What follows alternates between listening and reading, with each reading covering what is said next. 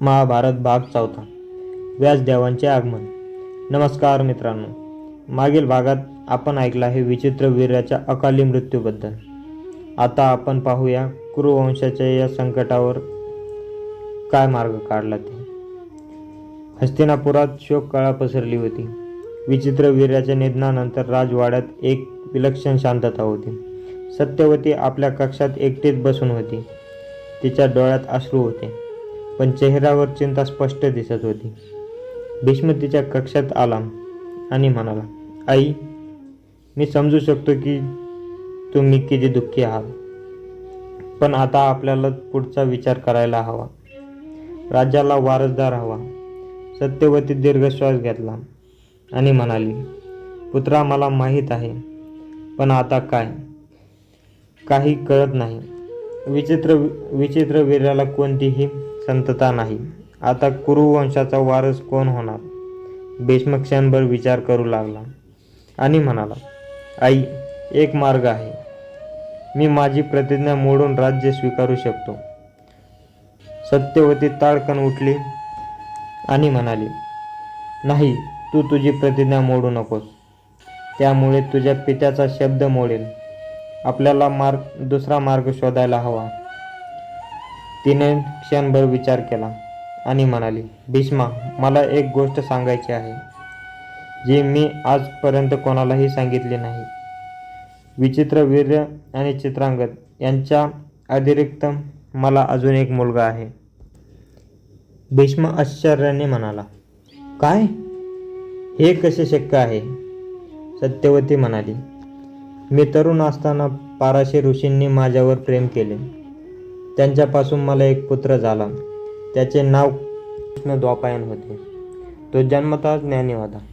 त्याने वेदांचा अध्ययन केले आणि त्याचे विभाजन केले, म्हणून त्यांना वेदव्यास म्हणतात.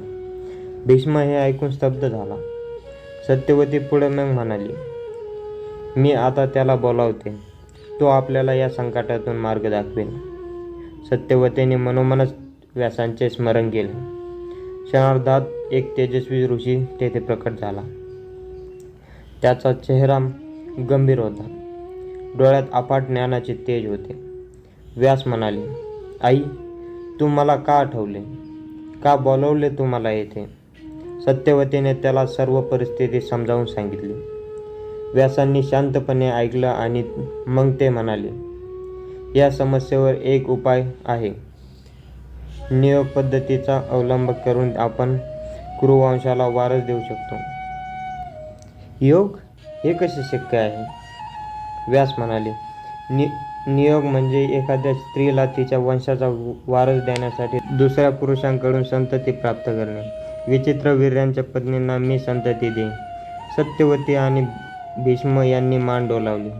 व्यासांनी अंबिकेला बोलावलं, पण व्यासांचे तेजस्वी रूप पाहून ती घाबरली आणि तिने डोळे मिटले.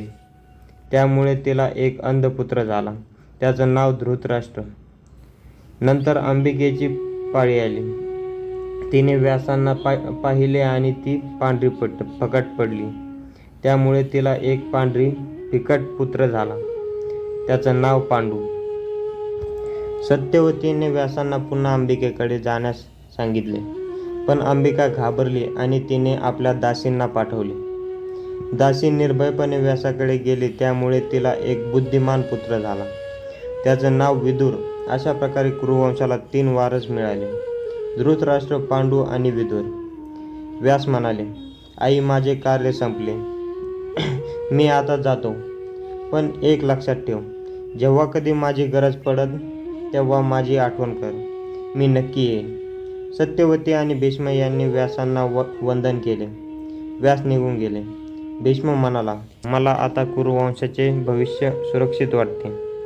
मी या तिघांना योग्य ते शिक्षण देईन आणि त्यांना राज्य चालवण्यास सक्षम बनवेन. सत्यवतीने मान डोलावली. तिच्या चेहऱ्यावर समाधानाचे भाव होते. कुरुवंशावरील संकट टळले होते, पण पुढे काय घडणार होते याची काय त्यांना कल्पना नव्हती. मित्रांनो, पुढील भागात आपण ऐकणार आहोत धृतराष्ट्र, पांडू आणि विदुर यांच्या बालपणाबद्दल आणि त्यांच्या जीवनातील महत्त्वाच्या घटनांबद्दल. तोपर्यंत नमस्कार.